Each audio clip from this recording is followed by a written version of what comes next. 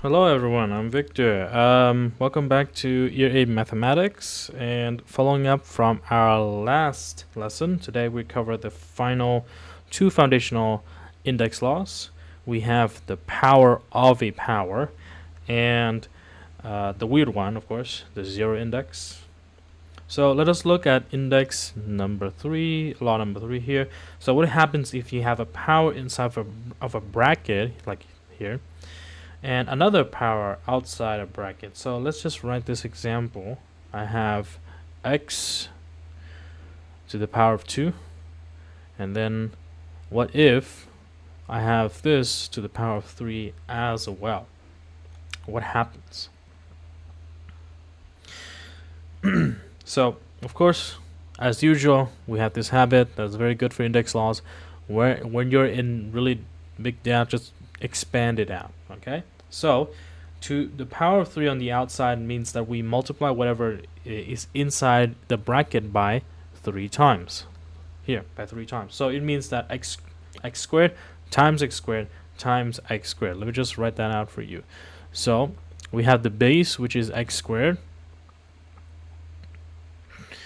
We have to multiply this by 3 times because this is the small number, this is the base.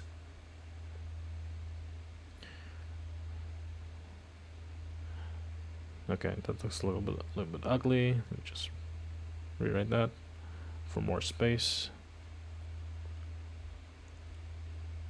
Okay, so we have expanded this, of course.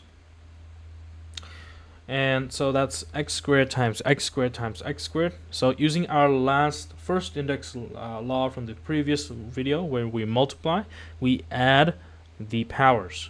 So this will be to the power of 2 plus 2 plus 2. And this will equals to 6, of course. So let me write the small number 6 and write the base here, x. So looking at the original numbers, we have 2 to 3. So 2 to 3. And the final number we receive here is 6. So 2 times 3 equals 6. So we have the rule number 3 here. We have when raising a power to another power, you multiply the indices. Okay? You multiply the indices. We can also go through another example where this is a little bit inverted. So I'll just put it down here for you, everyone to see.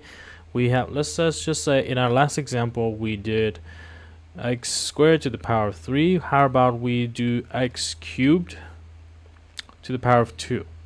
Now, of course, when in doubt, expand it out. So we're going to see what's the base and what's the little number. What's the power? And x3 here, x to the power of 3, or x cubed is the base, and I need to multiply this by 2 times. This is 3 times, this is 2 times, so I'll multiply this by 2 times. Now, of course, using the last rule that we just learned in the last lesson, we will have the same base here. This is the first law, so we have same base, 3 plus 3, and this would leave us with 6 as well. And so you can see 2 multiplied by 3 equals 6. 3 multiplied by 2 also equals 6 as well. Just take a little bit of time, and we'll move on into the next law, which is called the zero index. So I'll come back here.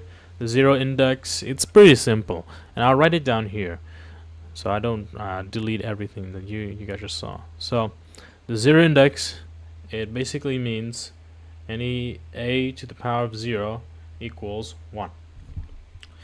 Now, it is the most common trick question of year 8 mathematics, of course.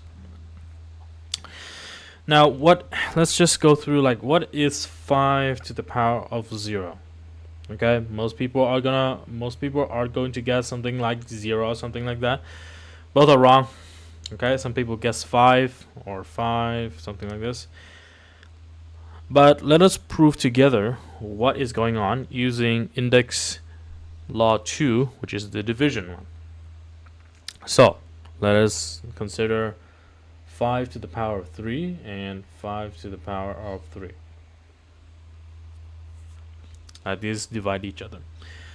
And so what we have is we can use this as 125 because it's the result, or we can expand it out to like 3 threes on the top and then to the bottom. It's the same thing. But the same number that divide by each other is going to be 1. Now, this is interesting because if we actually write this out in terms of the second law in the last lesson, we have 5 to the power 3 because they're dividing, so it's subtracting in terms of power here. 5 to the power 3 minus 3 is going to be 5 to the power of 0. And we just calculated that in our division index law, dividing, we subtract the powers. So the answer is this. And so this is equal to each other. Like this is equal, basically. So we have to concede and accept that 5 to the power 0 equals 1. This is well, it's a little bit too quite a bunch to remember because you're like, okay, well, that's not the usual interaction with numbers. So, and you're forcing me to like remember like, oh, to this power of 0 equals 1. Well, that's just basically it. Well, it's not really as exciting with the other index laws. But at least it's not some very convoluted rule, very long rule, right?